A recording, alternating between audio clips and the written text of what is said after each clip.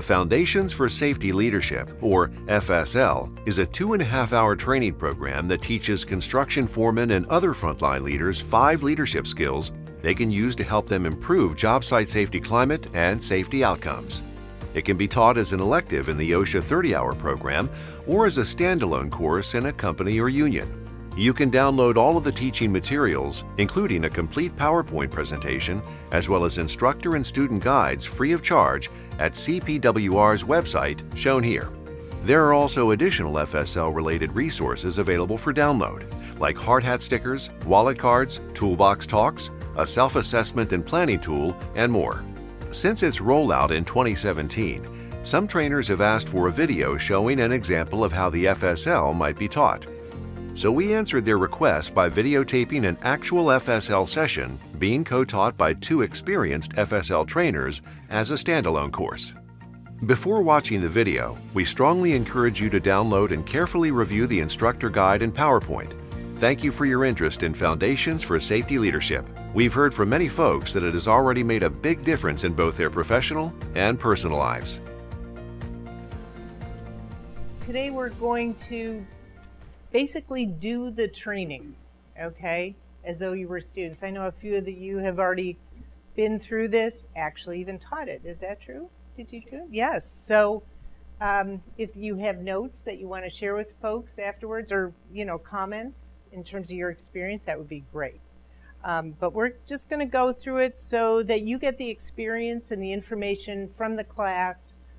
And then if you have questions along the way, we can play it by ear. Either do it during the class while we're talking, or if it makes sense to wait, we'll leave that up to you. So I just want to give you a little background. These 2 slides actually aren't in the training, but it's kind of good for people to know where this came from. So in 2013, CPWR and NIOSH, we put on a conference, a workshop, a 1.5-day long workshop. We invited 70 stakeholders from the industry, government, academics, small and large business, safety and health. Carl Heinlein was there. In fact, he spoke to talk about what safety climate, safety culture means in the construction industry specifically. A lot had been written about these 2 terms in other high-risk industries like the nuclear industry, airlines, healthcare.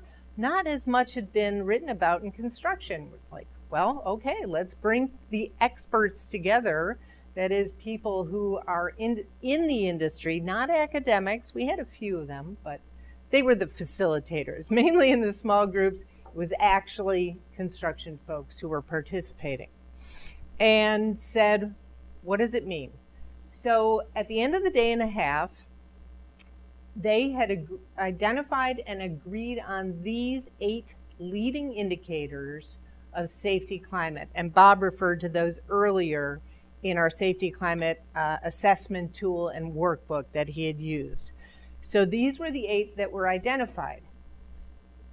Then, after some time went on and we got the safety climate information out there, we decided to write the proposal to target this 4th indicator. These aren't in rank order, although demonstrating management commitment is clearly number 1, because without that, you don't have any of the other ones. And so thank goodness, Demio clearly demonstrates all of these, and particularly number 1, as does Greenwood and Manafort Precision, who also use the safety climate assessment tool, thanks to Bob. So we're happy about that. So the information you're going to learn about today in the Foundations for Safety Leadership targeted this one, but it also, as you see, covers some of the other ones. Some of the skills that are included in the FSL cover the other ones as well. So here's the curriculum development team, a 17-member team that helped put the FSL together. And these are all, again, OSHA 30-hour trainers, safety and health professionals from small and large construction firms. We only had one academic. We have consultants from Click Safety and other folks to actually help keep this real and usable, because this wasn't going to be an academic exercise or just we're going to create a leadership training program. We wanted it to be used, and I'm happy to say it is being used, and I'm very excited about that. So that's how the FSL came to be. Now we're going to get into the actual FSL module. This is the first opening slide, and you can see we have introduction and scenarios that we're going to go through and some other foundational material. Okay, so let's get started. The goal of the FSL is to do this, is to introduce you to 5 critical safety leadership skills you can improve, that you can implement on the job site to improve safety climate and safety outcomes. So how many of you have heard the term safety climate, other than today? Great, great. A lot of people, the term safety culture, safety climate are used interchangeably. We define it a little bit differently, and I'm going to share that with you. We see safety culture as what organizationally companies do to create a larger safety culture, what they put in their documents, what they say about their safety programs, what they espouse. But the safety climate is where you all experience how those policies and procedures are experienced on the job site. So that's a distinction we make.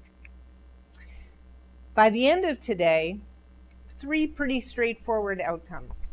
We're going to explain why safety leadership is important. Our curriculum development team told us, you don't just say, do it, do it, do it. People need to know why they're doing something or being asked to do something. Then we're going to talk about the 5 leadership skills, critical.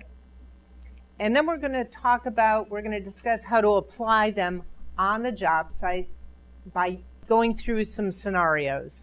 Again, created by people in the industry, people on the curriculum development team, subject matter experts, so that it was realistic and spoke to people who were going to be learning this.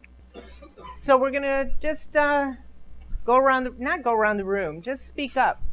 Tell me about some things that you have seen, experienced, ineffective leaders who you've worked with. Maybe they were teachers or coaches, whatever. What are some of the behaviors or practices they use that you would then consider to be ineffective? Talks down to employees. I'm sorry? Talks down to employees. Talking down to employees? Condescending? Yes. Screamers. Screamers. Oh, that's a good one. I haven't heard that one yet. I like that. Yes, sir. Doesn't lead by example. Does not lead by example. This is a really good list. These are some words, terms that I haven't heard in other classes. So thank you for that. It's wonderful. And you can look at this and you can say, yeah, I've had coaches, I've had teachers, I've had other people in my life who have demonstrated these.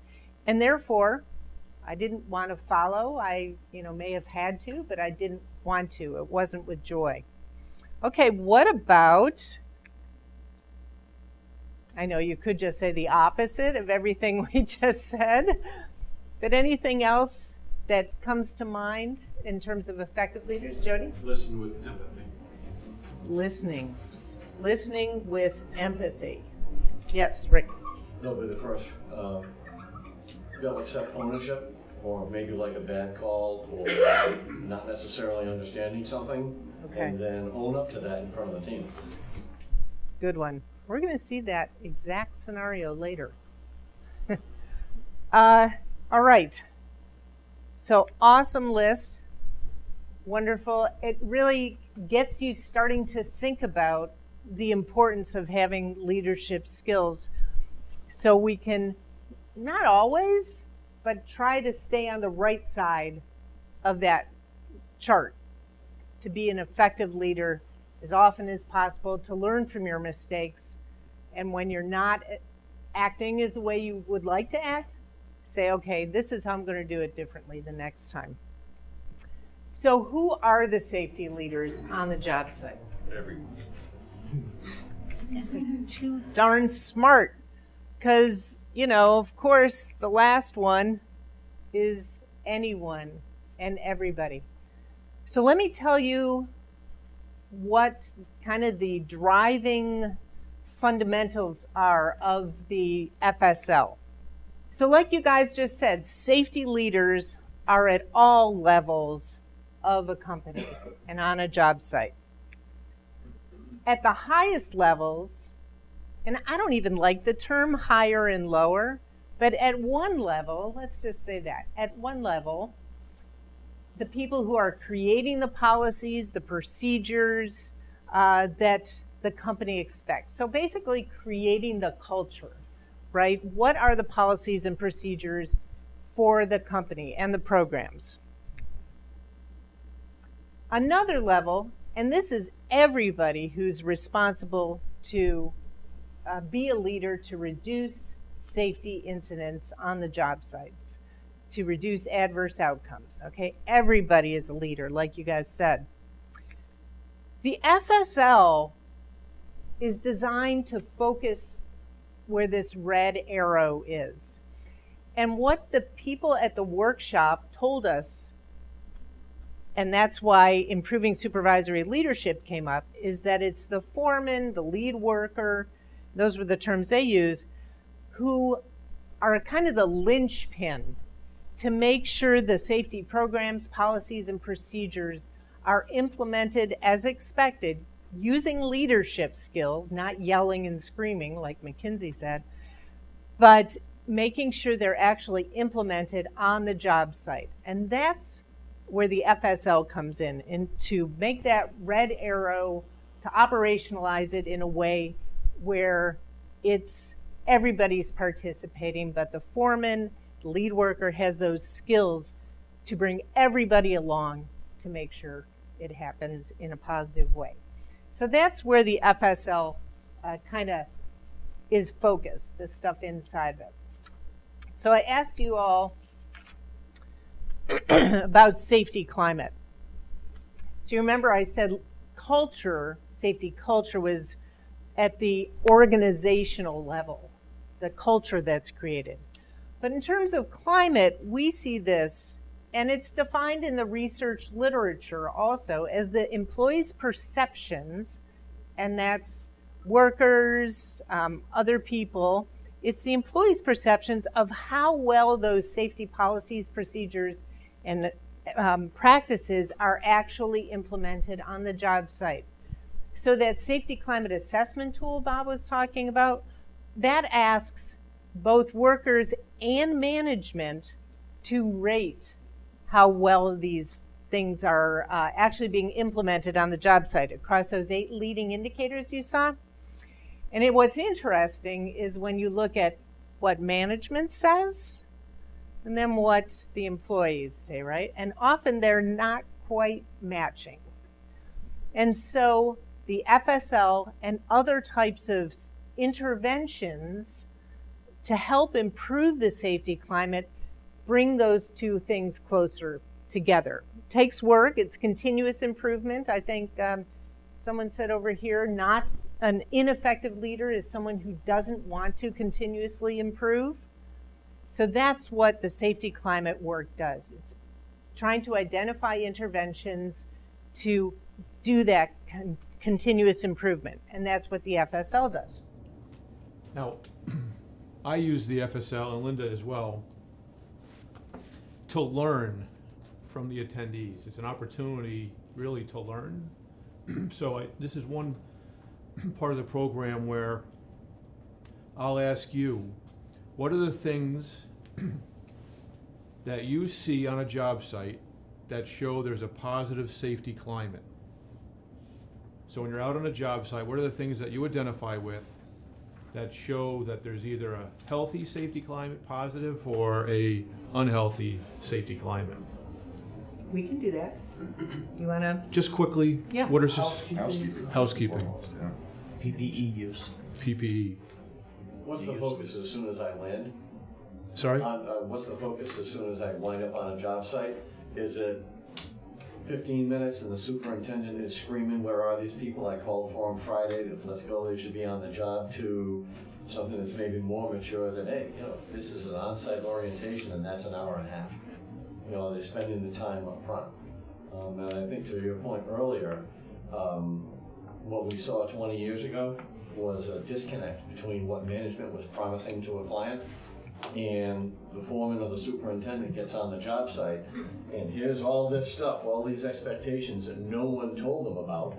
And whether it's fiscal, schedule, or whatever else, they have these significant emotional events over all kinds of things, where I think now we're better at communicating these up front so that when people get there, at least they have a better idea of what's being expected of them, so they don't feel like they're short-footed when they get there. So there's no Where's Waldo experience, right? Yeah. Right, so we have housekeeping, PP, and orientation. Anything else? Yeah, I think the thing that I've seen that really I like is the communication back the other way now, where I have a lot of people that call me all the time now and ask questions, proactive communication, where they say, hey, we're in this situation, what's the right thing to do here? And that communication, I think, is a huge sign of the climate changing. Would you characterize that as planning rather than a reactive? Like, hey, Eric, we had an incident, or it's Eric, we have this coming up. Proactive communication, yeah, definitely. Matt? Again, back to what I said earlier, attitudes of subcontractors interacting with us safety professionals now, Yeah. to plan better. Right. And before it was To the man Just back there's point, they scatter. show up. Yeah. So I think that insight's really important to gain from the participants, because now I know, and sometimes these things are not tangible. Some things they're not. I think that they're measurable at a certain level, but now you know how important housekeeping is. You know how important the orientation is. We've also heard about signs, wayfinding. You know how important that is. But what you've just told me has been repeated time and time again. I have close to 1,800 contact hours with the program, both in training that we've done on our projects and then external with partners and in the community at large. And this is what we hear all the time. So now that you're informed, you now can go out there and actually set a plan to address those things that the workers identify with the most. And also, too, we have to hold up the mirror to ourselves. I mean, as our perspective is they didn't scatter. We were ineffective at leading them because they do their own safety, and our job was the gotcha moment when something went wrong. It wasn't, did we bring the safety people from the subcontractor and ourselves as a controlling entity into the planning. We were still kind of, in case of emergency, break glass and have the safety people come sweep up the mess. And now we're more a part of the integral planning, from interaction with the client as a controlling entity on the job site, and then being more involved with our subcontractors. So we've matured as well. Thank you, Linda. Yeah, that's wonderful discussion and great hearing, from people who are out there how things are changing, how it's different now. Very cool. So as I said before, the other thing the curriculum development team said was, it's not just do this, do this, do this, but why? Okay, one of the reasons why are the costs of injuries, and not everybody thinks about that. A craft worker may not really think about all the costs that are associated with an injury, or God forbid, a fatality or in particular. But the statistics show that over the course of their working career, a construction worker has a 78% chance of getting injured at work. And the total cost of these injuries to workers and the industry as a whole is over $11 billion annually. So thinking about the actual costs associated with injuries. So effective safety leadership, not surprisingly, plays a part in keeping these costs to a minimum, these adverse costs. So there are two types of costs, right? There are direct costs and indirect costs, the things that you can see and the things that you can't see. So we're going to do, so let's do a little brainstorming. What are some direct costs above the iceberg, above the water, that you can see from an adverse outcome or safety incident? Yes, sir. Treatment, medical treatment. Okay, that's lost time. Yeah, the company's EMR rate. That's the other thing that isn't totally, I mean, it's obvious to the company, but maybe not to the worker. Lost productivity. I say add to that quality of work for the product you're doing suffers. Suffering, productivity suffers. Yep, that's really good. Good one. Any other direct costs? Work stoppage. Okay, work has to stop. Takes time. All right, let's see what we came up with as the curriculum development team and ones that we've learned over time and added. Medical treatment was the first one. Lost wages, sick pay, damage to the product or equipment, so that relates to quality certainly. Higher EMRs, higher insurance premiums, very expensive stuff. So those are the things that come to mind immediately. What about indirect? Reputation. And then what happens as a result of that? And who suffers then? Everybody. Yeah. Your irrecoverable costs. Such as? In the follow-up phase, there's people in the office that get involved with workman's compensation, any investigations that have to be done, those people are getting paid. Then at that point, the inefficiencies that come along with putting a new team member into that position where, Bob got chewed up by this last week, and now, congratulations, you win. This is going to be your job now. So at that point, getting someone up onto the power curve takes longer because they have one eye over their shoulders going, well, if that hurt Bob, and Rick was the guy that got hurt on this before that, how long is it going to be before it's my turn in the barrel? Interesting. So trying to recover from the inefficiencies back into productivity, that takes time, and that's cost because there's trainers, there's supervisors, there's extra effort that you don't really see in the beginning phase. In the follow-up phase, that logistical tail gets to be huge. It's very interesting. So it's, people often say training new workers, but it's more than that. It's much more than that. And the whole aura around that particular job or incident creates fear, anxiety, potentially. Yeah. Emotional. Yeah. Exactly. I would also say company reputation and employee morale. Employee morale. That's, and that relates to getting back to where you were. Yeah, that's hard. Yes? I'd say reactive efforts versus proactive. So you're spending all the time dealing with the incident that happened rather than working on stuff, getting in front of other things. Yep, right. And that takes a while, depending. Yeah? Well, to piggyback off of the morale, wouldn't it be lost productivity if the workers aren't exactly happy? Absolutely. They're certainly not working at the top of their game. Yeah. So lost productivity. Yeah. Your relationship with the workforce, after you've had one or two of these things, when you start to call for people from wherever you're getting them, it might be a little bit more difficult. So- based on, so that's maybe a collateral effect of reputation. Interesting. So people could say, no, we don't want to come work for you, work for this company. Or just not even respond at that point. Yeah. Wow.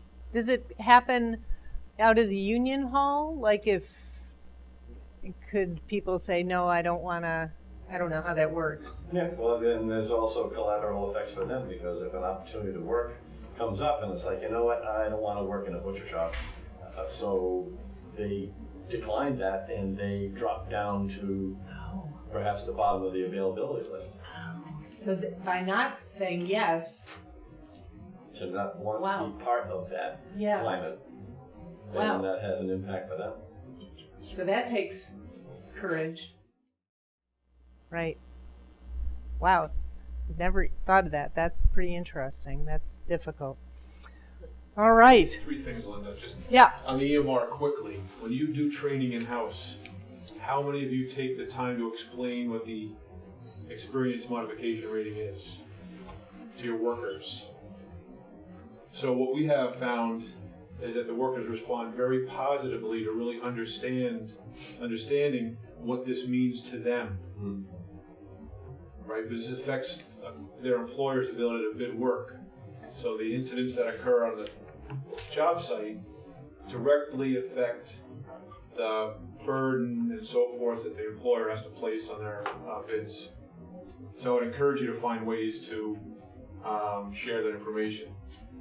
When we talk about reputation, I would also talk to your group, your attendees, about personal reputation. How many of you have had a supervisor or have worked alongside a supervisor that had a nickname that his or her crew wouldn't share with them, but to the side would say, "Hurry up, Frank," or "Do it over twice, Sally," right? So there may be reputations that employees, that supervisors face when they don't perform at the level to support a healthy crew environment, right? So whether it's safety, productivity, or quality. So it's important, I think, to introduce that. I believe it creates a self-reflective moment for the folks that are in your class. Right? They may not have that in themselves, but they may have identified with a supervisor at some point in their work career, or even in school, a coach, for example. And the ability to attract new workers. I can tell you with confidence that when you as a firm are pursuing improvement with safety, productivity, and quality, that you will definitely attract the highest level of craftsperson that is available to your industry. So I know this through having conversations with Randy next door. They report this, formative reported this to me, that people are actually seeking them out because of the way that they're running their company. Yes. We've actually had people in some in-depth orientations that have come up to me very discreetly, like during a break or whatever, and it's like, man, I appreciate what you're doing, but I can't work with all these rules. And can you help me out with talking to my boss? And one that was huge on that individual's part. Then also, too, speaking with his boss, his manager, had no idea that when he sent people to a job site like ours or Bob's or many other people in this room, and the client at that point in time was Pfizer, was just so out of touch with the requirements that really they pushed that employee kind of like out onto the long, skinny branches of risk, because they didn't understand the expectations on one end, and not every team member is going to fit every situation. They're almost cheating that person at that stage. Wow. Yeah. It makes a lot of sense. I mean, I think for me, hearing this stuff is really interesting and important. Construction is a complicated business. So many people, so much risk, and it's not a static setting. It's always changing. So, and weather and everything. So, thank you for sharing, everybody, for being honest and sharing what you experience. So let's see what some of the indirect costs are that the CDT came up with. Disability, shorter life expectancy, some tangible stuff. Family and coworker suffering. Lost productivity, hiring costs, and we heard even beyond that. Hiring costs is kind of the simple part, but it goes beyond that. I wouldn't say simple, but diminished company reputation and all the consequences that result from that, and death, right, with fatalities. So I always see that, and I get conflicted of why that's in an indirect, because it's a fairly direct activity, right? Someone dying, but all the costs that are associated with that, emotional costs, financial, everything that you don't think about until it happens. So telling folks why you want them to be safe, why practicing leadership skills, everybody should be doing that, is important. All relates back to these costs. And it's good to share that, as Bob was saying, the EMR information. Okay, so talked a lot. You've given a lot of ideas of effective, ineffective, and costs. So the benefits, just some ideas. We don't need to write them down. What are the benefits of effective safety leadership then on the job site? Fewer incidents. Fewer incidents. Better teamwork. Teamwork's a great one. Who said type? Morale. Morale, yep. Superior position for business. Great. So if everybody's acting as a leader, people see it, customers see that. Well, also too, if my overhead costs are less, and we're going head to head on a project, Yeah. I can afford to turn around and tell the project manager, cut your bid by $250,000 because my premiums, my insurance, my costs are less in corporate overhead in a built-in artificial margin. There you go. Yeah, that's pretty direct costs. Okay, you guys got it. Increase morale, increase teamwork. Who saw these slides before we got here? That's what I want to know. Positive safety climate, reduced hazards. You guys got it all. Safer work practices, obviously fewer incidents, better business reputation, more productive, better quality. And you guys got all of them. So this is what this initial part of the training does. Just to kind of segue here, when you're doing the training, this whole foundational material, it's not a huge part of the training, but it sets the scene for why doing the practices, which we're going to talk about next, are so important, the leadership practices. Okay. One thing, before we get to the leadership practices, we actually haven't defined what a safety leader is. We've talked about benefits, we've talked about costs of not being one, but what is, for those of you who have trained, what is a safety leader? How would you define a safety leader? Lots of ways to do it. We had to pick one, which I'll share with you, but Jody? Walk the talk. Walk the talk? Okay, good. You have to do that every single day in everything that you do. So I don't walk the talk. An example I use in orientation is I cut my grass at home. I wear safety glasses, I wear gloves, I wear hair protection.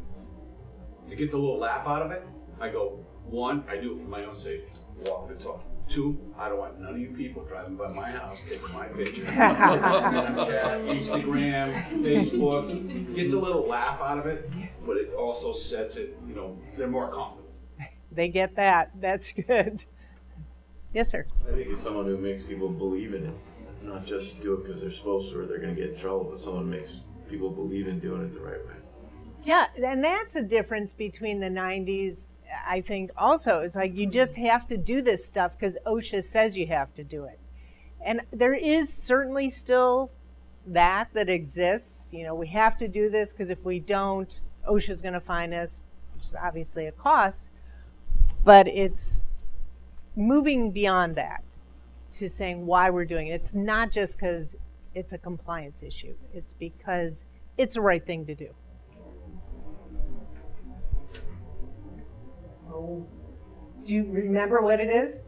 The leadership definition? The ability to show courage. See, here's what it is.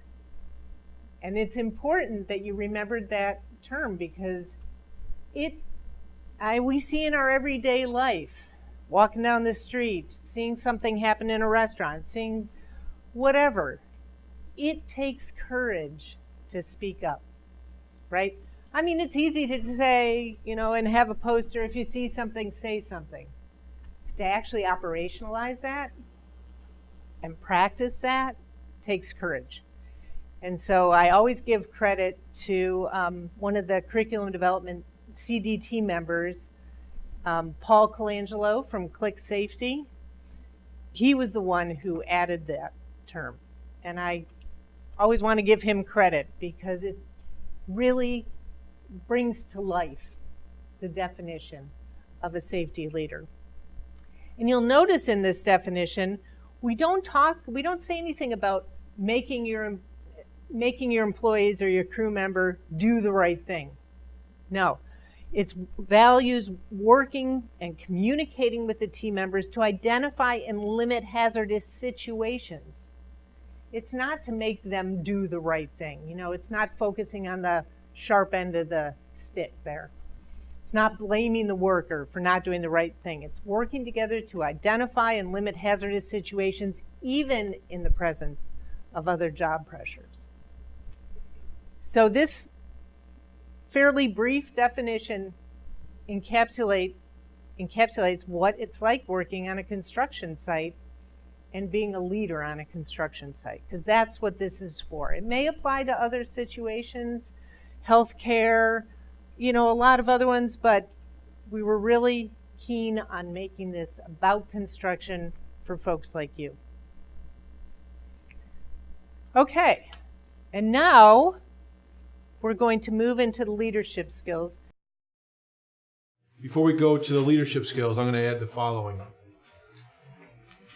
And I think you need to find this place as you're presenting to your firm or to your community about courage, because I think it's important for me anyway. It's important for me to give examples to the group. So it takes courage for an apprentice to ask a journey person for assistance. It takes courage for a crane operator who's out there on their own providing a service to a contractor. It takes courage for that operator to say, it's too windy. The wind is currently exceeding the operational capacity of the crane. It takes courage for a foreperson to say, I don't know the answer, and open themselves up from feedback from the crew. Right?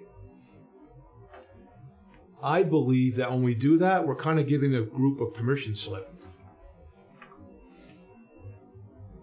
Right? It gives them a permission slip to begin that conversation at the crew level, at the project level. I'd also add the following to that slide, courage. I make that a different font size because I think it's so important. I also add in the word integrity. What does the word integrity mean to you? Always doing the right thing even when no one else is around. Right.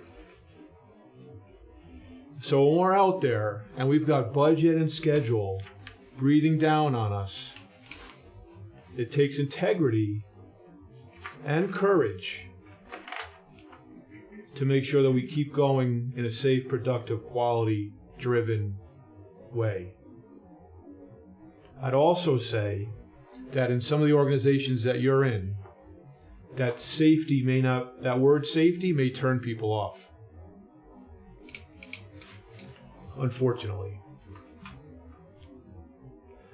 What I would say is focus on productivity and quality, and safety will will be right there, right? So quality and safety, as you may have known through training or just observation experience, safety and quality are kind of built on the same foundations.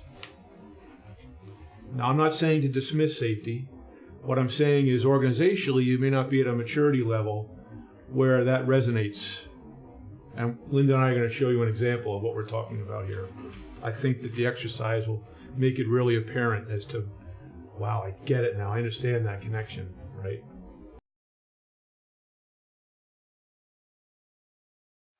So just take a couple minutes and just do the self-assessment.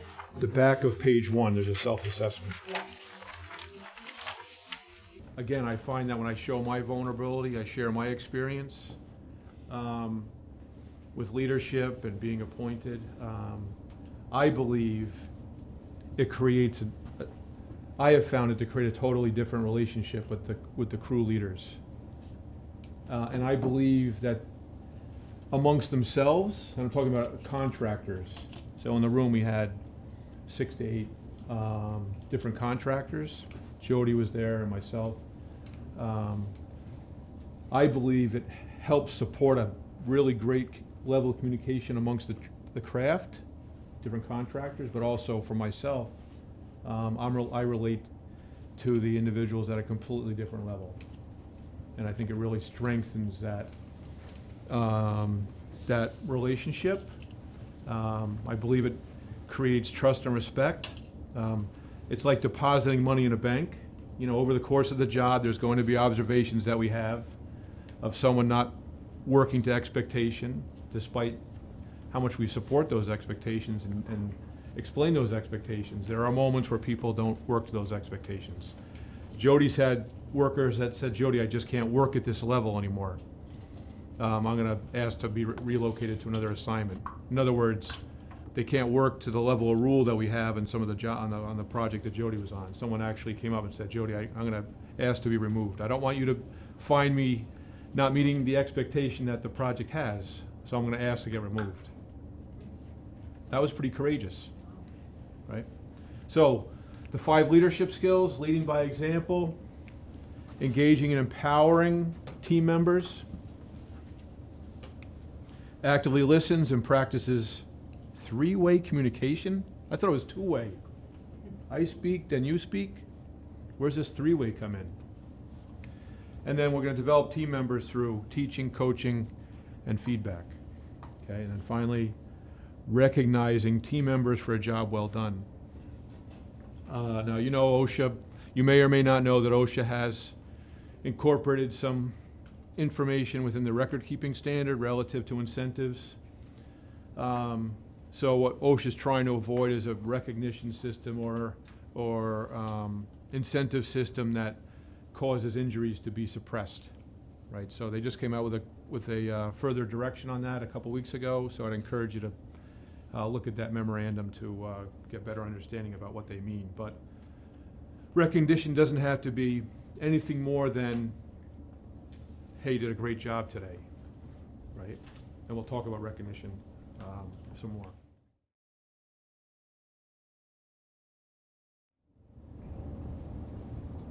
When a supervisor says, have a safe day, is that setting expectations for the outcome? No. Get home safely. How many times have you had, you know, you've got company over and you say, hey, get home safely? Is that really setting expectations? No.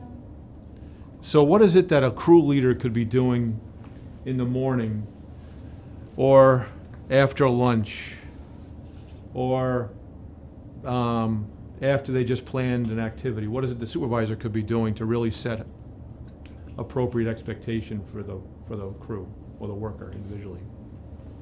Reinforcement, continual reinforcement. Of what it is that you're wanting?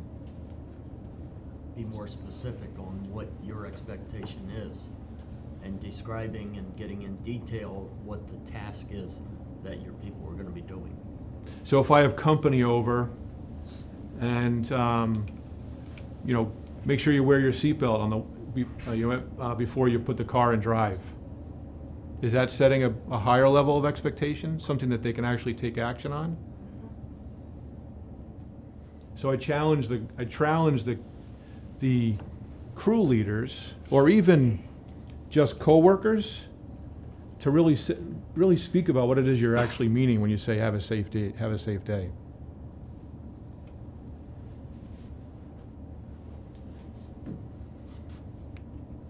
Have a positive attitude about safety.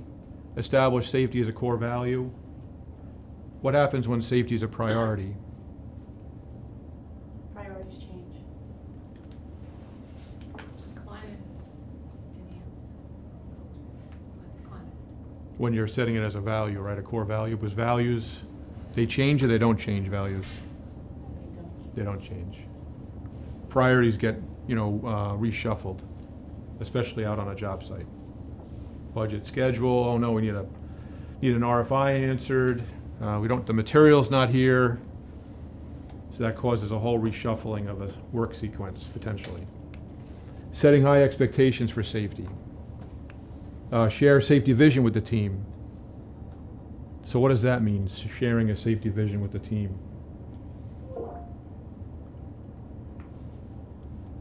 You're empowering the team to be part of the input to get the desired output.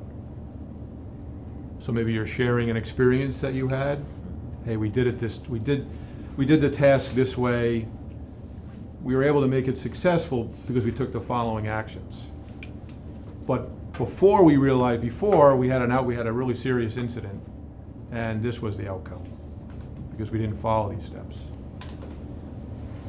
Kind of like you're providing like the yellow brick road for them, if you will.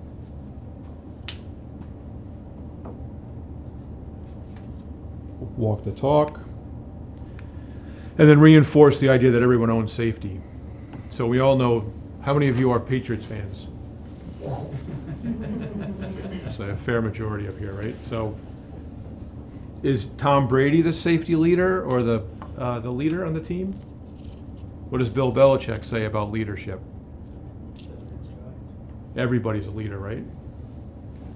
Right? What does he say about you commit to the team, you do your job, right? I know there's a few more which I don't remember, but he's really trying to make a point is that everyone's a leader, and by committing to the team, doing your job, and doing your job well, you're showing and exhibiting leadership skills. What happens when you don't exhibit leadership skills on Bill Belichick's team, where you deviate from the plan? You go to Cleveland, right? Wasn't that the linebacker there? They had a really great linebacker a couple of years ago who got shipped off in mid-season to Cleveland. I thought you were going to say Cincinnati. No. And then lead up. What is lead up? What does that mean?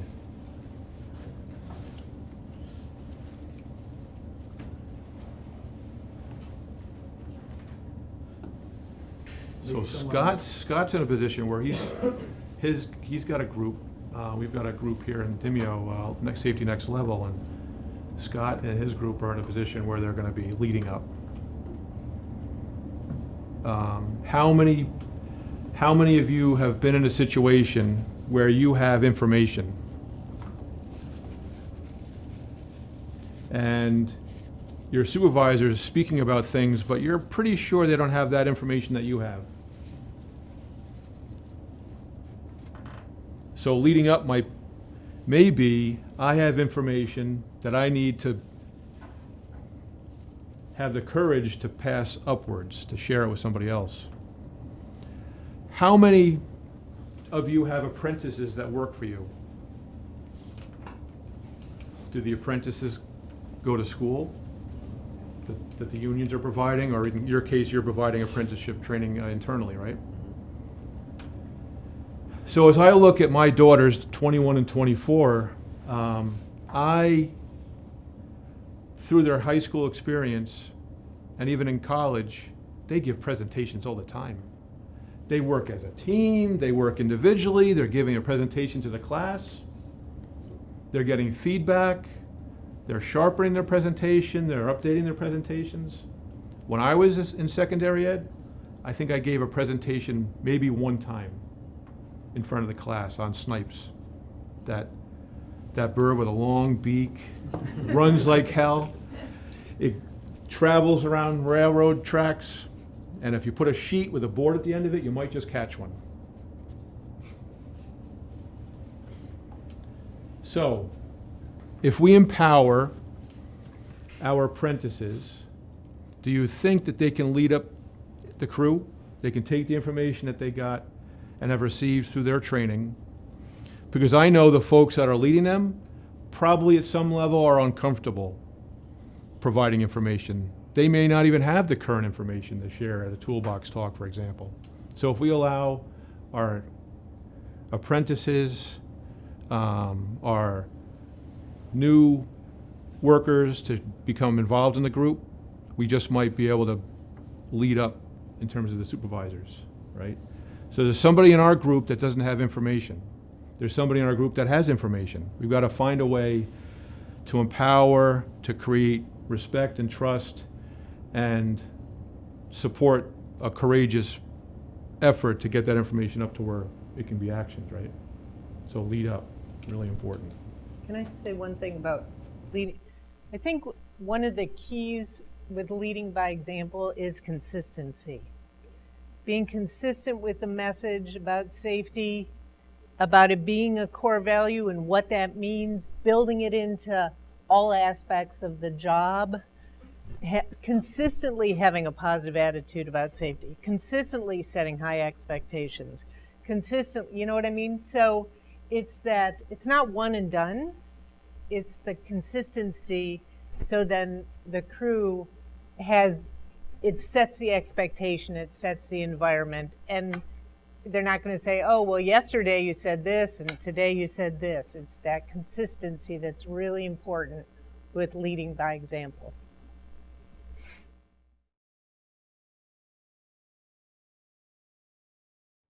So engage and empower team members.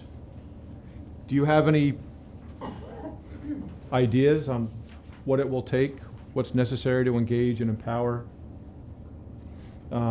team members? Do you have a four-person? Have you used some things in your approach on the job sites to engage and empower? Get to know the employee. By spending time in the field, morning briefings, you get to listen, you get to learn, and you watch. I'm a big watcher anyways, and you learn, because everybody, it's going to be like this. You got employees that are here, you got employees that are here. You want to get these up to here. So spending the time with those and engaging with them, I get a lot of good feedback. And encouraging them. You can do that. Oh, I can. Like believing in them. Right. Showing that you value what they have to offer. Including listening. They've got a 4-year-old, a 2-year-old. So that is really to my advantage. I get to know them, and by getting to know their families a little bit, they seem to be more open and want to do things a little bit safer when your daughter, 4 years old. He's tugging on the heartstrings, right? He's found a way to connect with the workers at a personal level, right? To what's important to them. Right. And the only way you can really do that is through listening. I know it's difficult. I have challenges myself listening. I really, through this, each time I present it, each time I go through it, I gotta listen more. Right? It's a skill. It really truly is a skill. And Bob and I have talked about this. I've actually taken this skill to my home life, where I probably wasn't listening to my wife but it has helped me, and I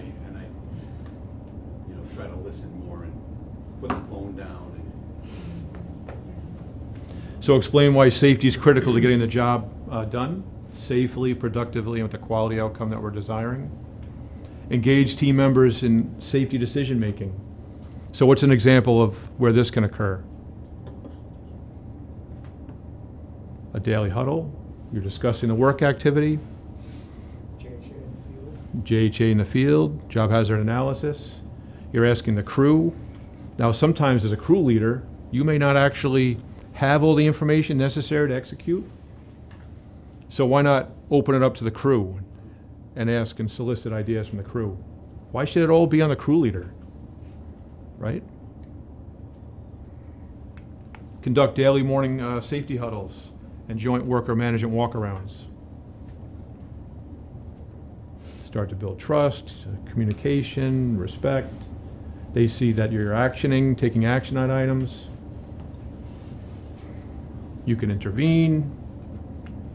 Empowering team members to report safety concerns, injuries, and near hits. Near hits are like a gift from the heavens. Right? It gives you an opportunity organizationally to look at a process, to try to improve that process so you don't have an actual event.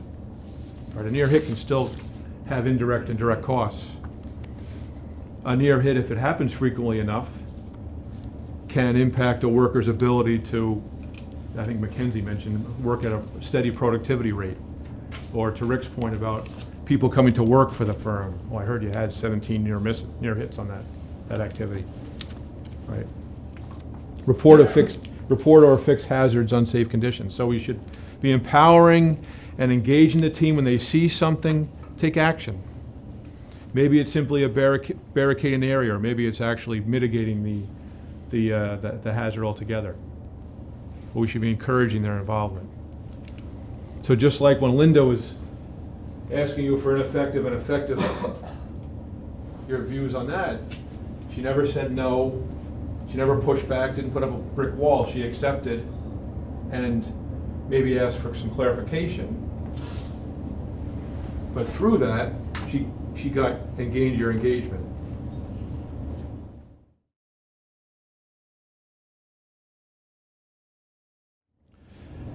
So, actively listen and practice three-way communication.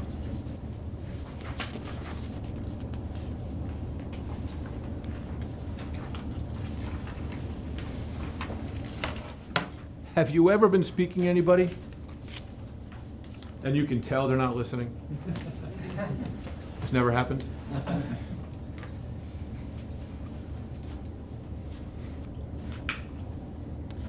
How many of you, Jane, I know you go out and actually give training on the job sites or at the school. I know most of you are doing some sort of training, whether it's a toolbox talk or they come to the office and you give training, right? When you're out there, can you identify pretty quickly if people are paying attention?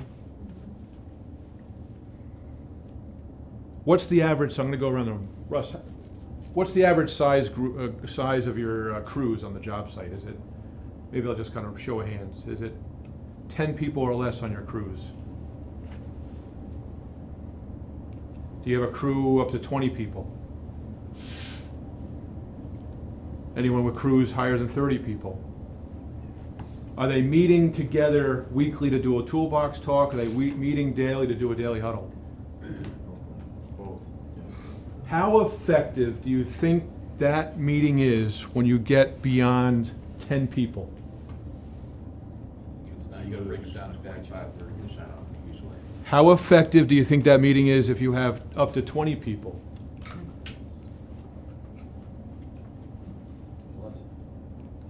So, we're already setting ourselves up for a lower outcome than what we can achieve if we look at crew size. If we start to give the sub-foreman, if you will, or that lead person some of these skills, if we empower and engage them, and we ask them to break into smaller work units, those work units that are actually going to be operational in the field, do you think that we'll begin to achieve the things that we look for, that we want? So the size of the crew is really important, just like the size of this class is really important. Linda's presented to over 100 people. I presented to, I think it was 250 people up at UMass the OSHA Summit.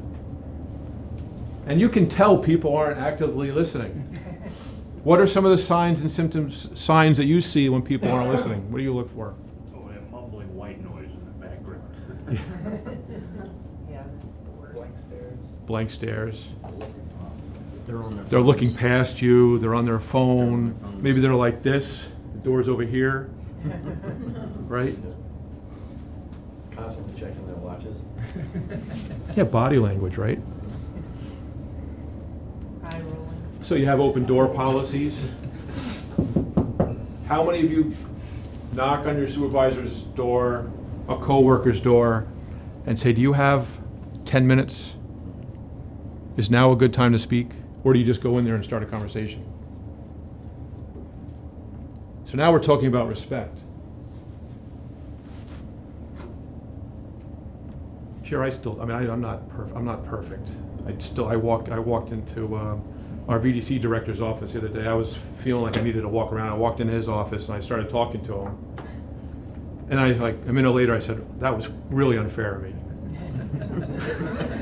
Right? I'm sorry, but do you have time to talk right now? So I think it's good to speak about it, kind of prepare the scene for listening. The other person, right, as the person who wants to speak, prepare the other person to listen. And if they're not listening, it's apparent that you're distracted. Can I come back in 5 minutes? I remember having a meeting with a subcontractor, and I was late. And when I showed up, I apologized 3 times. But the trigger was already pulled. And he was just aggravated at me and was just like he was launching from his chair. So I said, look, I've apologized 3 times.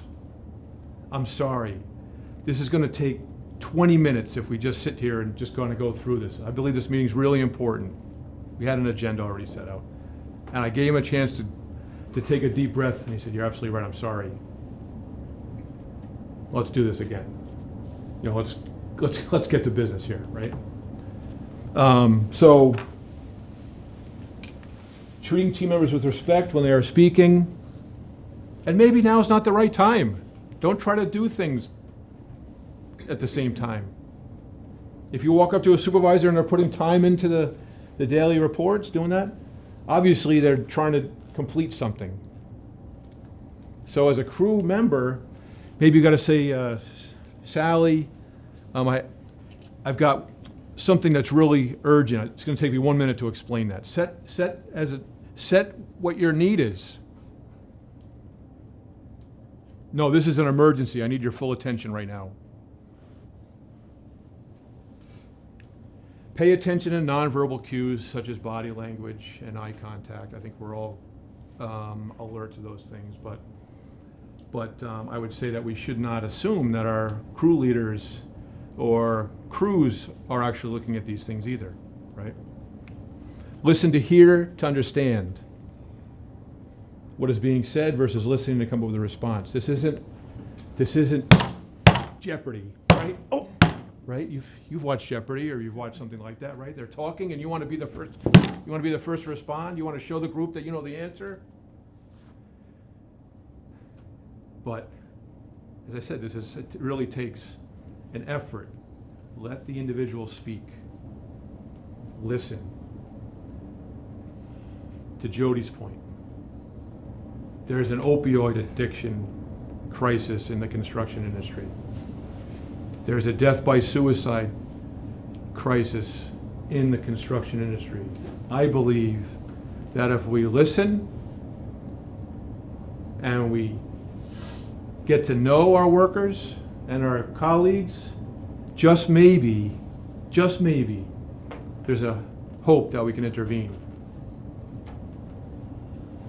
So listening is really, really important. And I know I'm on a journey, so I'm still trying to develop that skill. So if I'm not listening and I'm with you, just call me out on it. Okay, so I'm giving you permission to call me out on it. Asking clarifying questions. right? So if you're speaking to somebody, are they just like in a daze, a glaze? Are they asking you any questions about what you're saying? How cold was it out? Oh boy, how cold was it? Oh, it sounds like it was really cold. Now you know they're actively listening, right? When they start to give you some clues, whether they're asking a question or just saying something clearly they picked up from the discussion.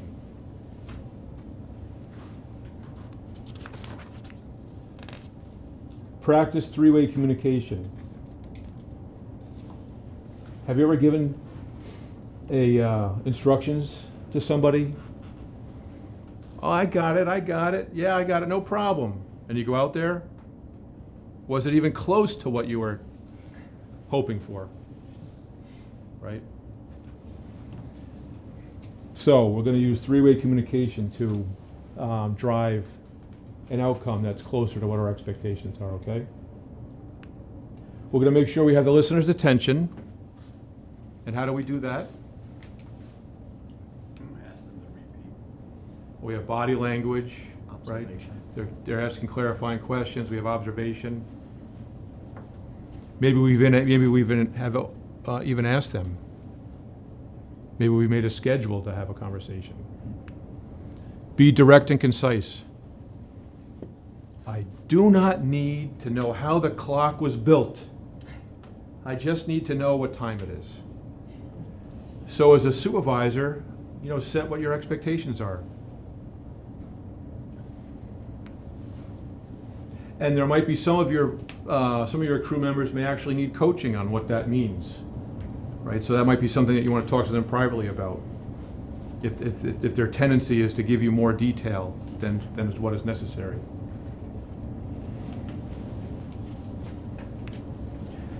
Ask team members to repeat the message, as Jody indicated. So this is something that I know in the military, right, Chester? Oh, yes. So the commander, the squad leader would give some instructions, Repeat it back. right? And it gives the commander an opportunity to clear up any misunderstandings. Right. Because you're really life critical, right? On a Yes. battlefield, war field. A bad decision or a misunderstanding could lead to a catastrophic event. So why in construction, when people have, a 78% chance of having an injury, do we not ask for clarification? To repeat the message. Too nervous to speak up. What's that? Too nervous to speak up. Lack of courage. In a hurry. We have communication barriers now too. So now you have, to your point, you've got English as a second language in some cases, right? And I know Kevin had the same experience in the state police. It was, what's the instruction? You repeat that back, right? Clarify any misunderstandings. I do want to add to the three-way communication piece. It was in the list, but in terms of this example, if you don't have, the paper airplanes, if you can't, actually cut a 2x4 the way you want it, but you're verbally giving instructions of exactly what you want, that's where the asking the person you're giving instructions to then say, you say to them, okay, please repeat back what I've asked you to do. That's the two-way when they repeat back. And then the third way is clarifying any mistakes they make along the way. So that's kind of the three-way back and forth. And students have said, my crew is going to be not happy with me asking them, can you repeat back? Because they aren't in the military, and and one way to get around that is to say, or to address it, say, I'm asking you to repeat this back to me, not because I don't think you got it necessarily, but sometimes I am not as skilled as I need to be in giving instructions. So you put it back on yourself, and then the outcome is the same, but it's not saying, repeat back to me because you don't listen well, or you're stupid, or whatever they end up thinking. So that's when the instructions are verbal as opposed to being able to demonstrate like this. Yeah. And you can do this exercise that way by not going through it and just saying, make me a paper airplane, here are the instructions, follow these, and then say, Scott, please repeat back to me what I want you to do, and then see what you come up with. Okay. So, at this point, you should have a blank piece of paper on your desk.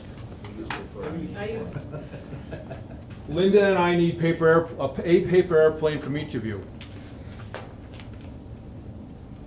Go ahead and start. You got 2 minutes to build the paper airplane. 2 minutes. I have to step out.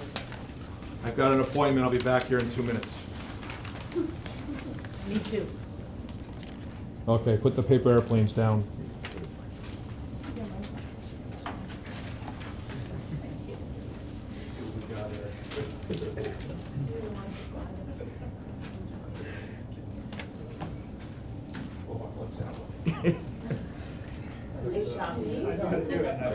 Origami. It won't fly, but I'll just wicked cool. What's this in? Like the mock-up. Oh, it's this one. That's right, the origami is small. They don't really fly very far. Did you do that? Still mentally.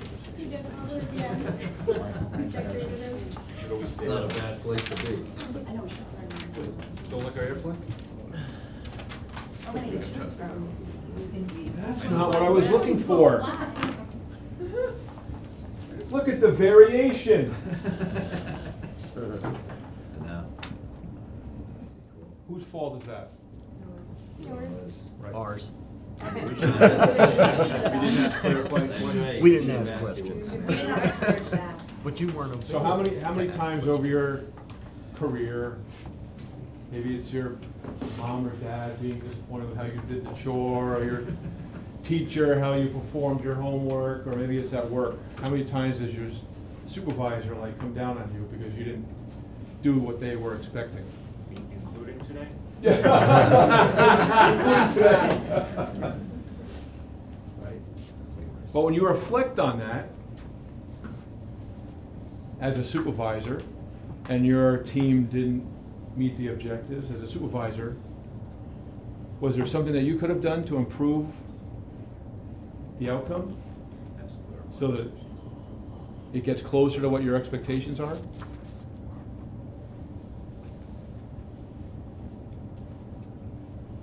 So that's why I view this as safe, productive, quality outcome. Because I believe that when we use these skills, you're actually improving productivity and quality. The contractor reached out to Linda and myself. I met this safety director at an OSHA Institute training session, and I think he saw the information on CPWR's website about the Foundations for Safety Leadership. Organizationally, they're on the lower maturity side, so he was really hesitant to advance this as an initiative within their company. What I suggested that he do was actually go into the office and ask his boss to build a paper airplane and then leave the room. There were 3 people in the room.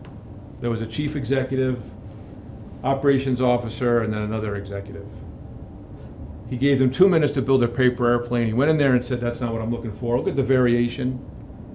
And then next thing was he gave another sheet of paper and went through all the steps that were necessary to build that paper airplane. In construction, we have drawings. We can do a video so we can cascade that instruction time and time again in a reliable way. You can ask people verbally and then give them permission. I'm not quite clear on that. We also do mock-ups in construction, don't we? Right? So what I would do is, okay, get your second sheet of paper. We're going to build a paper airplane together. First, we're going to fold it along the long axis. We're going to split it in half like a hot dog bun. And then we're going to take the upper right-hand corner, stage left, and we're going to fold that towards the crease. So it should just look like this. And then we're going to fold the other up corner down towards the center crease. So after these 3 folds, your paper airplane should look like this. Now we're going to take the paper airplane, we're going to fold it in half, just like a hot dog bun. Now we want to form the wings. So you take this side of the paper, you bring the edge of the piece of paper down to the bottom of the plane. We got this, so it looks like this now. And now we're going to form the other wing. Take the other side of the paper down and fold that down so it's touching the bottom of the paper. And then we'll crease that. And your paper airplane will look something like this. I guarantee you that if you were to do this little exercise in a group that hasn't experienced it before, that they would complete that airplane in less time and it would be without variation. Time and time again. They usually build it within a minute and 40 seconds. So what does this tell us on construction sites? What should we be doing? Showing examples. Showing by example. Hey, we have a new process. Let's get the whole group together and let's go through it one time. Maybe let's videotape it since we're taking the time to get the group together. Let's videotape it and then provide that video file to other people so they can go back, right? How about a visualization board? You have a meeting, you got a logistics plan. So if you use a visualization board, I've seen people actually come back to that critical work activity. You've got it marked up. We had to take a flagpole down in New Haven. And I had a huddle prior to the activity. I gave everybody permission to speak. I said, I don't want anyone to leave here with a question. I said, you all are empowering each one of you to participate. We went through it step by step. And we left it on the board. Over the course of the next 2 hours, I saw at least 3 or 4 people come back just to check measurements and everything else, right?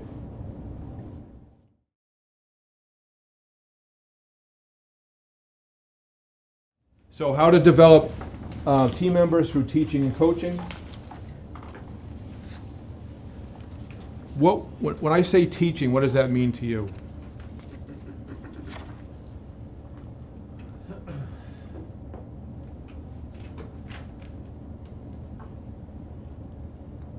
Speaking. Providing instruction. Demonstrated. And then at that point, having them kind of follow along and then get them to the point where they can do it without your assistance. Hopefully knowing enough that they could actually share that with someone else who's a neophyte. And a good skill on this one is to take your morning briefing and then go out and ask the different workers what they talked about. So they were taught, now you're coaching and getting feedback. And you'll find if you're not in smaller batches, if you've got a team of 50 people, 50 workers, you're gonna get 40 different answers. We found that, I found that out on our project at Res College that with a team that was 57, no, it was almost 100. I interviewed 52 and I got like 48 different answers out of those 52. The group was too large. Too large. So we started going smaller batches. So when you're in a group, teaching, it's an interactive experience, isn't it? Or it should be, right? Should be. And then the teacher is like a facilitator at some level. You know, why do you do it that way? Trying to improve. trying to understand. Maybe there is a different way. Interaction. Now the whole team is contributing to the work method. They're empowered, they're taking ownership. Isn't there a deeper commitment now? Coaching. So what is coaching? Observing. Observing. And then leading them through the exercise or the activity and providing input, both positive and negative. So maybe on a specific technique. So you look at a football squad, right?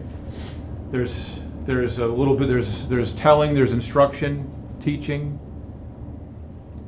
chalkboards, if you will. Then you actually go out in the practice field. Now the coach is observing how the teams translated that information into practice. So they're actually able to begin to evaluate. Documenting that evaluation. Didn't work this way, but let's try a different approach and maybe it'll work that way. Sure, constantly plan, do, check, act. And then challenging and encouraging your teams to constantly update their knowledge and skills so they can do the job better. Let's not just be satisfied with what we're doing today. Let's really observe others. Let's talk to the apprentice. Let's talk to the journey person. Let's go cross-trade. How can we improve what we're doing?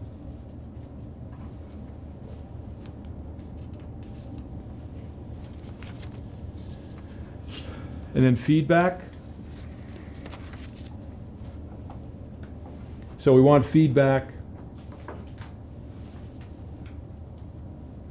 So the feedback has to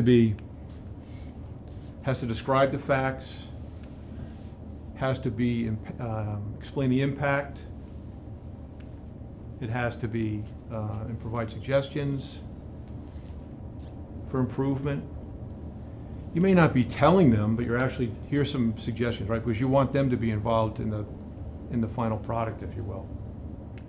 And then you want it to be timely. I don't like this acronym.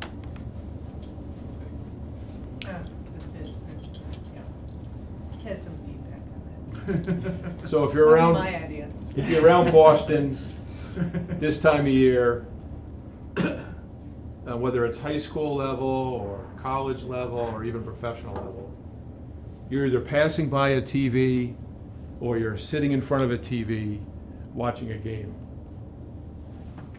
When the momentum's not going right, when the play isn't executed correctly, what is the coach doing? Calling a timeout. Calling a timeout. And then it's X's and O's. Here, here, right? Is anybody's life on the line?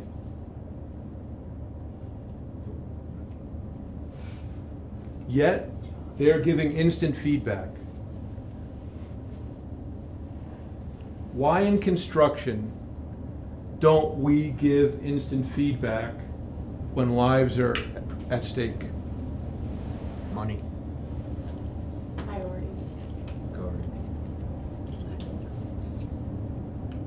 Is it a lack of skills?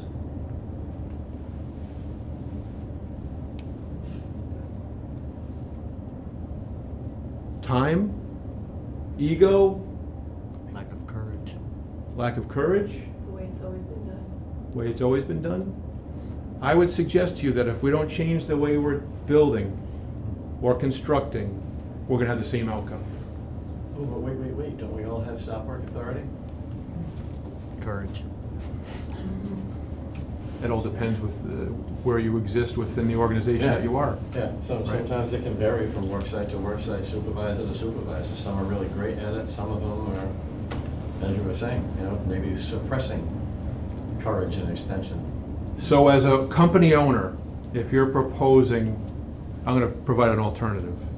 So if you're proposing a stop work authority program, what does the owner hear or feel? Loss of production. How about if I present it this way? I would like to institute a, that you have the right to plan work program. That everybody in this company has the right to plan work. Same thing, isn't it, Rick? Mm-hmm. Just how it's packaged. And that's more empowering, isn't it more empowering? Because when I stop work, I'm shutting down the production line. And now all the eyes are on me. That individual over there said we got to stop because he or she didn't feel like it was safe.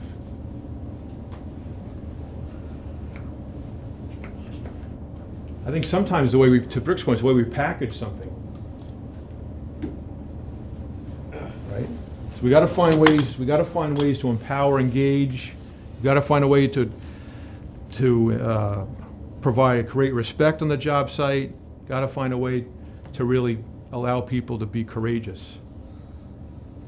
Celebrate that courage. It's a skill to give feedback. When I go to a crew, I really try now to give them the positive observations to the extent that it's possible. I try to start with positive observations. Thank you for wearing your PPE. Thank you for turning off the fuel gas at coffee break. Thank you for putting the right torque on those nuts. And then get into the areas, the feedback on the improvement side. I think it's the way you package it sometimes, right? It's the way you present it.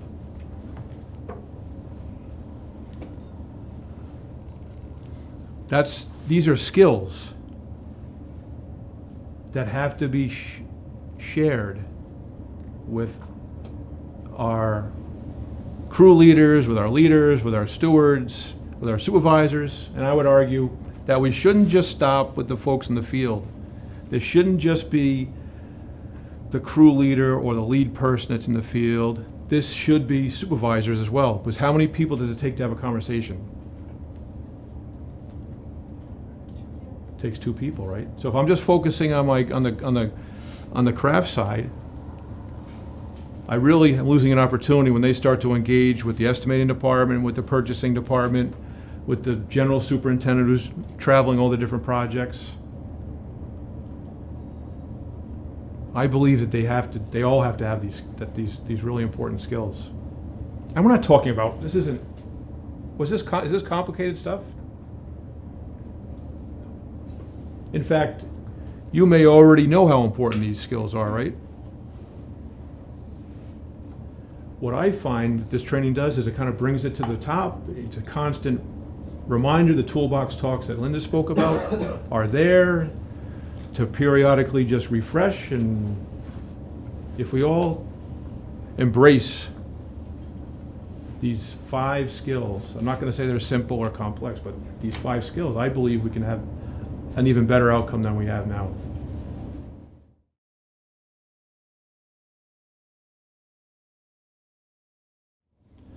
Recognizing team members for a job well done.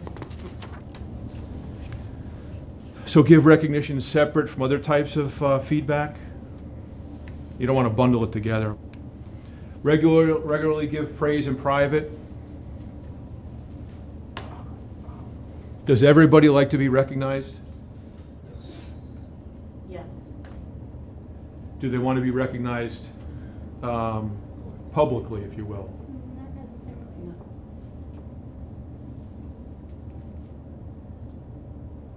So I think it's important just to think of yourself how you like, but don't. Jane said something in New Haven. Jane, you said something so I was always kind of speaking about treat people the way you like to be treated. Is that really fair?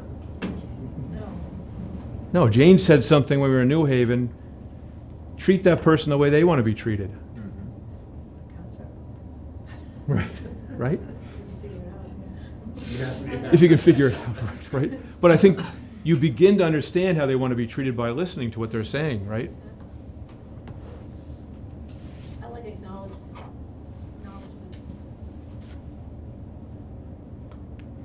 Be specific about why you're praising the person, because what is that doing? Giving them the feedback. It's reinforcing what you're looking for, right? You walk by somebody that's using a razor knife and you see that they retract the blade after use. Thank you for retracting that blade after you used it. Will they be more likely to retract that blade the next time they use the knife? Versus just saying thank you. Right, so I think if we can be specific about why we're giving praise, I believe that's kind of reinforcing what it is that what you're seeking. And now, don't you think when you go up, when they go to their coworkers and say, "Hey, Bob just walked by me and said," he never says anything, but he said, "Thank you for retracting that knife." Right? Don't you think they're going to start retracting their knives? They just might. Give praise publicly if the person is comfortable with it, so ask permission. I like it. Hey, do you?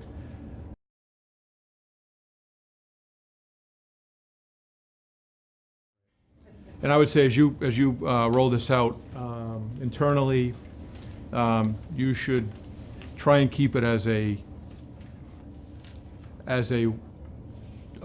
block of time, 2.5 hours, let's say, for the sake of this conversation. I would try to avoid doing it in like 15-minute modules, if you will. I think it's important that you take the 2.5 hours, because as you see, it's kind of like quite a journey. There's going to be some people that are in your class and in attendance that maybe it takes them a while to warm up to the idea of actually contributing. So I would encourage you to do it in one block. And the 2.5 hours with some breaks depending on how the group is responding, might be necessary. But 2.5 hours is usually a sufficient amount of time to get through this plus 2 exercises or 3 exercises. And the other thing to think about is who's in the class. You guys have been very open, and obviously the environment's created to be open, and there's some subcontractors here, but you don't want to have management and craft typically in the same class, because people will be less, certainly the craft level, will be less inclined to open up and talk about situations that they've experienced on the job site. I mean, things I think have gotten personal in classes at times, so you have to be really careful about that, because the feedback from the students, particularly craft, is like, we've never had the opportunity to kind of share and talk about this stuff with our peers. And so that's real important to think about when you're teaching and bringing the classes, students together. So there are 7 real-world scenarios that are part of the group. There's been 3 more created, so there's a total of 10 real-world scenarios.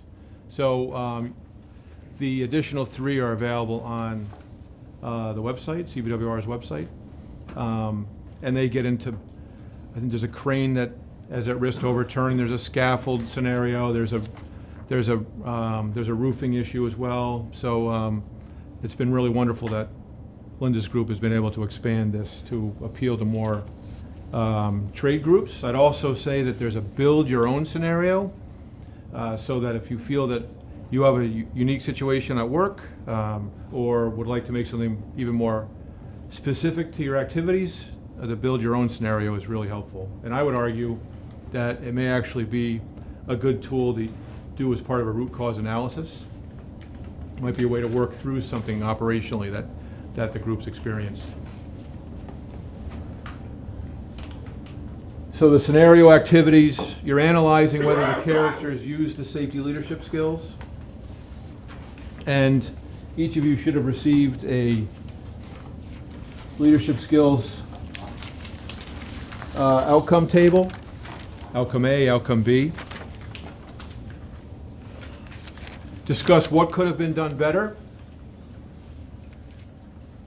And then we're going to have the following as the foundation for the scenarios. There's a situation, there's an outcome A, outcome B. The first letter of the individual's name is their role in the group. So we have S is the supervisor, we have F is the foreman, E is the experienced worker, and then T is the trainee or apprentice. Those are just examples. Not all the characters across all the scenarios are Stan, Frank. That would get pretty boring. Yeah. So here are the 5 skills, and there's bullet points to exemplify what the skills represent. I think Linda has a wallet card that she's handed out for each of you. This is important to use. The wallet card's nice. It can be used as you evaluate each of the scenarios. The job site is a mixed job site. It's the first story is commercial. It's a 6-story building overall. It's in North Carolina. There are 12 to 14 months in the schedule. It began in January. Right now it's in the middle of July. Wouldn't that be nice?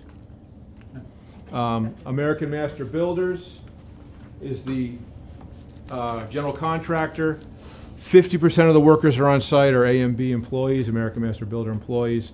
There's another 50% that are specialty contractors. There's 30 to 50 workers on site at any given time, and it's a mix between union and non-union. As I indicated, there's 7 real-world scenarios. When you go through the program, there's a takeaways tile here as well. What I've done is I've actually prioritized the 7 scenarios, and there's 10 in total, and I've just put a white number on them in the center just to kind of remind myself what my priorities are. Each of the scenarios may resonate with you differently than it resonates with me. You might pick one that supports an initiative that you have, or just the activities that your crew's doing that might engage them at an even higher level. So what you're going to do is you will, once you get into the tiles, you'll press a tile and it'll actually take you to the scenario. Okay? There's 3 ways that you can view each scenario. You can watch it, you can read it, or you can do a role play. Okay? It all depends on the group dynamics that you have, how you want to engage the group that you're with. Okay? It's going to set out who and the role of each person. And the next slide is going to start automatically. We're going to actually view the scenario here. We're going to use the video.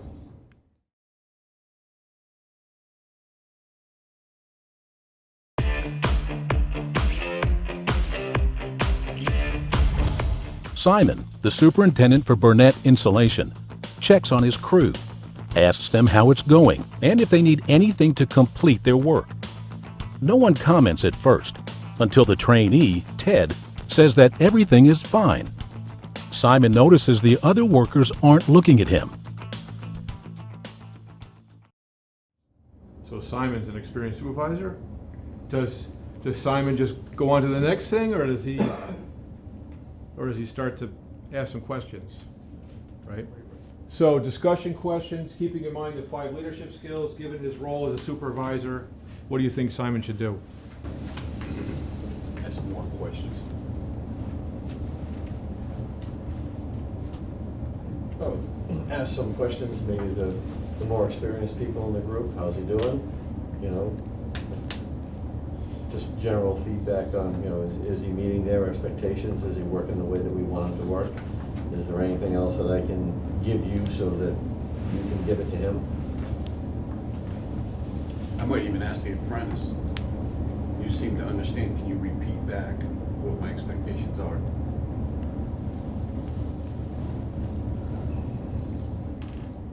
And you're doing that because the apprentice is engaged already? He's engaged, and the other ones haven't said anything, and that might get the conversation to the other ones start talking. You could ask him what he sees as the hazards in the task.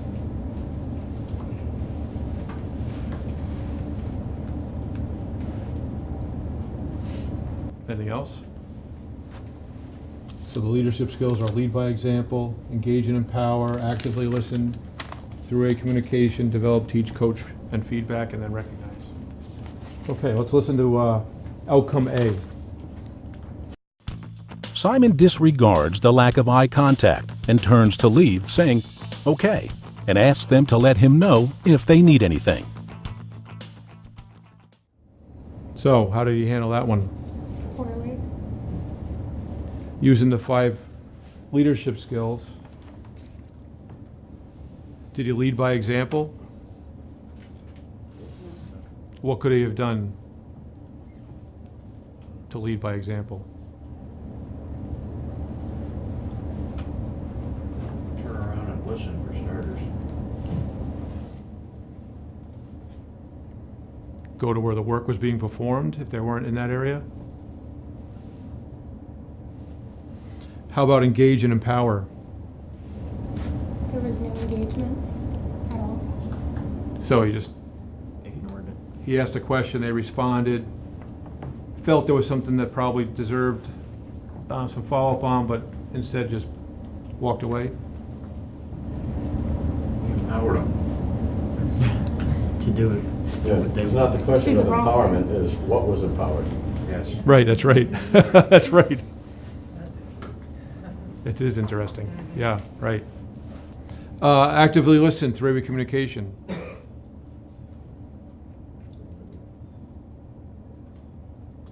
Didn't really show that, right? He listened. Well, he heard, but he wasn't listening to the other So he- cues that were there. Right. He chose to look the other way, if you will, right? Chose to walk away. That the culture is play along to get along, move along. If I don't go too deep, I won't have to stop something, or I won't have to plan something, right? How about developing, teaching, coaching, feedback? Didn't really create any opportunity for that, right? And there was no recognition. So obviously it was not really exhibiting any of the leadership skills. Let's see what happens here for outcome B. Rather than taking Ted's word for it, Simon asks the crew to walk him through their plans for the day, including any safety issues that may come up. Fred, Burnett's foreman, says they're supposed to insulate the copper pipes in the ceiling. But because the pipes are in a tight space close to electrical wires, they can't set up their ladder correctly and will have to work in awkward positions. Simon thanks the crew for identifying the problems ahead of time, rather than starting work and getting in a bind.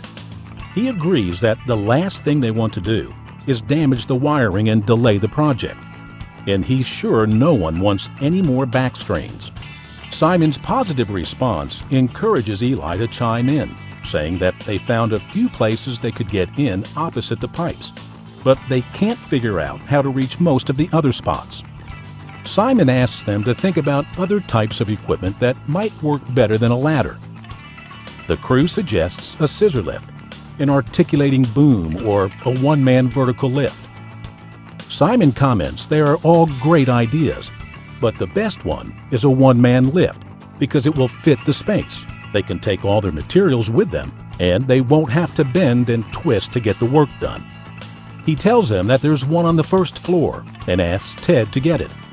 He then turns to Fred and asks him to write up a short paragraph on their plan and put it in the JHA binder, in case they're in the same situation again. What do you think about that one? So what leadership skills did Simon demonstrate in that crew interaction? Teaching and coaching. Teaching and coaching. Communication. So it was 3-way communication. He certainly listened to what the crew had to offer. In fact, he empowered them to do that, right? What can be done from a leadership perspective to ensure the workers feel comfortable bringing up safety issues? Recognize them for having the courage to bring it up, which he did, right? Thanking them. And turn it into a positive experience, to where it was contributive and constructive to their productivity, as opposed to, you missed that, you should have, blah, blah, blah, blah, blah, whatever. Right. That coach versus cop dynamic. I think the follow-through is important too. There's so many times you have a conversation, you say that's a good idea, and then there's no follow-through, and then they lose trust in the whole process. the fact that he documented it in a JHA, isn't that like a permission slip going forward? Right, so he committed to the process. I got a permission slip. How empowering is that, right? So our estimators, our purchasers, what production rate do they have for the crew? What tools and materials do they have, do they want the crew to use? What's the bid based on? What's the activity based on?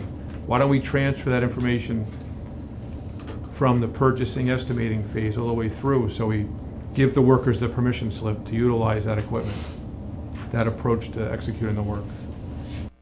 No, I do want to just say, you may have noticed there were a lot of hard hat stickers on those safety helmets. And there's apparently a rule about that now, I guess. Is that true? You're not, well, that's what I've heard in some classes. They've said you're not allowed to put lots of stickers on your... There's a letter of interpretation that OSHA has. Okay. And I won't go into it verbatim, but there is a letter of interpretation that establishes what OSHA's expectations are. The adhesive for the label can't cause a degradation of the structure of the hard hat. Yeah. The label has to be placed so far away from the edge of the hard hat. There can't be too many labels where it affects the ability to inspect. So the reason I bring that up is because sometimes in a class, the students will go to either the safety issue, because it's not duplicated exactly right, or something's not exactly right, or they'll go into the, hey, they're not supposed to have stickers, or if it's a potentially a merit shop or non-union setting, they're going to comment on the union stickers. So the point is, the artist went crazy with, this was the first one we did, went crazy with the stickers. But the other point of it is, as a trainer, bringing people back and saying, you know, good eye, or, you know, glad you brought that up, or, you know, yeah, that's true, but this is about leadership. And we're going to bring it back to the leadership, because you can go down that rabbit hole in the class about the interpretations or the compliance or whatever, because that's where often people are comfortable and they'll want to go there. But as an instructor, you want to acknowledge it, but bring the conversation back to the goal of the FSL. I just wanted to bring that up. No, it's important. It really is. Yeah. You know, there might be somebody in the class as instructors. You've probably developed techniques on how you handle someone in the class that's becoming disruptive. You know, maybe a break, maybe call the person, you know, outside, speak to them about what your expectations for the class is. You know, and to Linda's point, thank you for that information, and then kind of redirect them as to what the intent of the program is. Recognize that, yes, you're right, you're absolutely right. And if you happen to know the standard, yes, it says this. But our focus today is on this.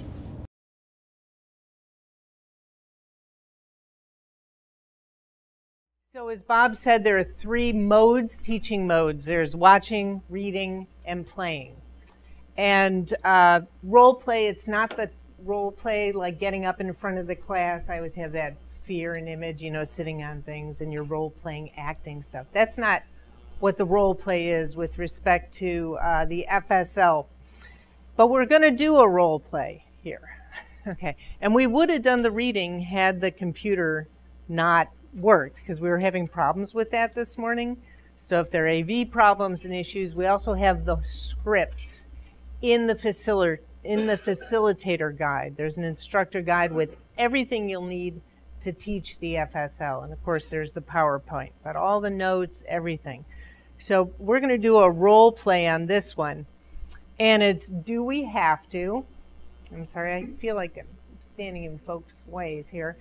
And as Bob showed you, there's always a safety situation for each of the scenarios that sets up the whole scenario that you'll see. So we're going to look at the situation first. Even though this is a role play, I'm going to show you the first clip, the situation of do we have to.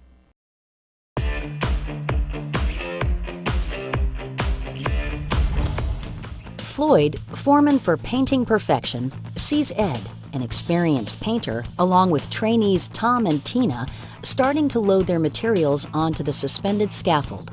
Floyd asks Ed if they've inspected the rigging on the roof to make sure the scaffold is secure. Ed snaps back, saying they'd checked it this morning and were only gone 45 minutes. Tom chimes in, saying he's sure the rigging is fine, adding that it's probably 120 degrees on the roof. Okay, that's the situation we got. So now in groups of twos, which I think we're pretty close, or maybe you might need a 3 over there in the corner. Just in groups of twos, I want you together just to role play the conversation that would take place next after what you just saw with the situation, but not using any of the leadership skills. Just, what might typically happen on a job site based on that situation. One of you take the role of Floyd and one of the Ed, or just have a conversation of what Floyd and Ed might say. And just jot down a couple of notes, or if you remember, because I'm gonna just call on you, a couple of you, to say, so what'd you guys say would have happened under normal circumstances? Okay, got it? So just as talk to each other, talk to the person next to you or in threes, and just say, what happens next between Floyd and Ed and Tina? Lots of talking, fantastic. It took a minute, but that was good. It's like, what are we supposed to be doing here? Wasn't too painful, right? So, what did you guys, were you in 3 here or 2? So what'd you guys have to say? All right, okay. Without using the leadership skills, it would definitely escalate. There would be a power struggle, I think, between Floyd and Ed. Yep. There would definitely be a power struggle between those two.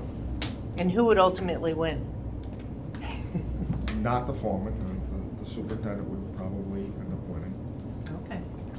Interesting. What about over here? Who, you guys together? Okay.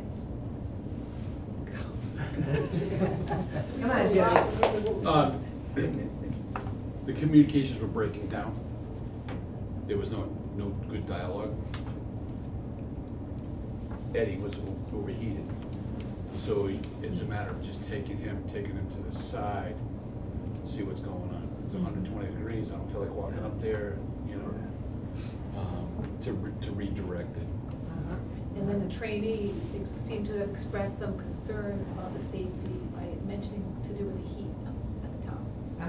And so Joey said he would go up and check it. And bring them all together and do it as a training. Very cool. Anything else to add over here? Any wisdom you'd like to share? Well, we kind of went with what Scott's group said about not going with leadership skills. If Floyd and Ed have a good relationship, there's probably a certain level of trust. So if Ed says, well, we inspected that this morning, then if Floyd has enough trust in Ed, he might let that go. And then if Ed is heated and frustrated, he might just say, all right, Gina and Tom, go do your thing. That's how we. Interesting. Well, that was great. A lot of good. See, it wasn't so painful. It was kind of fun to chat about it. But I learned something new about, after giving the assignment, maybe then going back and showing the video again to get the framework. That was good. So thanks for that.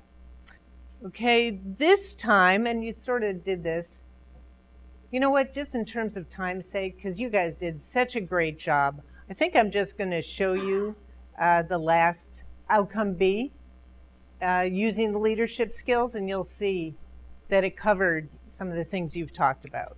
Tom and Ed's reaction makes Floyd wonder if they actually know how to inspect rigging and make needed corrections. Or worse, maybe they think it's okay to cut corners. He tells them that even though it's hot on the roof, the scaffold rigging is what's keeping them from falling, and it must be checked. Ed groans when Floyd tells them to get Tom and Tina so all of them can go up to the roof. On the roof, Floyd asks them to check the rigging. After a minute or so, Ed admits that they're not 100% sure what to look for because they've always trusted others to check. Rather than being mad, Floyd thanks him for being honest. He then carefully goes over all the OSHA rules and manufacturer's recommendations for securing a suspended scaffold. When he's done, he asks them to take turns repeating the rules and demonstrating how to inspect the rigging. As they leave the roof, Floyd tells them again how much he appreciates their good work and for not pretending to know how to do something, particularly when it could have such serious safety consequences. Then Tina surprises Floyd when she thanks him for recognizing their value as team members and for saying so. I have just an observation. I'm probably reading into the artist, and hopefully the artist thought of it, but I saw the first video, the first situation or outcome, for this, I think it was in the scenario. Floyd and Ed were really close to one another, and in the immediate background you could see the two trainees, right? In the second, in the outcome B, you saw Floyd and Ed, but the trainees were further in the background. So was that an intentional act that Stan took? Floyd, I'm sorry, that Floyd took to remove Ed from the trainees and therefore be able to have a conversation with him isolated, and by doing that could have a chance of sort of showing his vision, if you will, or teaching, coaching out of the ear of the trainees, because the first one could create a situation where Ed is actually getting his courage to stand up because of the proximity that the trainees are to him, right? And then the other thing is, how many times has a crew member been promoted to a foreman within the rank of that crew? So based on your experience, have you maybe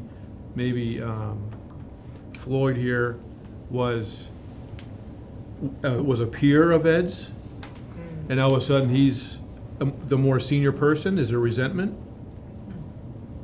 Anyway, you know how those crew dynamics occur, right? So these are things that we should kind of be talking out also in the group. Yeah. I think it also goes a long way too, at that point, if you want to work with the supervisor to kind of turn them around, don't low torch them in front of the crew. Don't overwhelm them with how much you know. And to your point, sometimes just, okay, I got a couple of other questions I got for you on something else, and then, create that moment when everybody else is doing something. And allow them to go back and, be more contributive, or at least at that point, all right, guys, a couple of things came up, and maybe we all need to go take a look at this. Yeah. So cool to see new things come up, discussions, and that's why this is not going to be good as an online, that we're not allowing folks to make this an online training. Yeah, it costs time and money to bring people, management commitment to bring people together. But people would just watch the video and it's like, whatever, answer the questions. This is what internalizes this stuff. So I thank you so much for participating. So obviously we saw Floyd leading by example. He didn't say go up and check. He went up with, yeah, hot on the roof, but we're all going to go and do this because it's the right thing to do. Actively listening. He paid attention to the nonverbal cues. It's like, why is he getting so pissed off? Why is Ed reacting so crazy to this? Maybe something's not right. Well, guess what? He didn't know how to check the rigging. So that was the problem. He obviously was developing, he was coaching, he took out the OSHA, went over all of it, observed them doing it, made any corrections that were needed, and then he recognized his team members for being honest and then doing a good job. Wow, what a difference from where it started and where it ended, right? Or how it could have gone. Some takeaways. It takes courage to be a leader. Who's a leader? Everybody, right? It takes courage to speak up.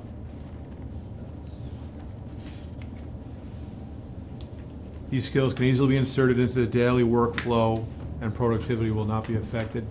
And I would argue that it will improve at some level, right? Certainly reducing rework. Yes. Leaders lead by example. They engage and empower their team members. They actively listen and practice three-way communication. Develop team members through teaching, coaching, and feedback. And feedback has to be fist, right? And recognize team members for a job well done.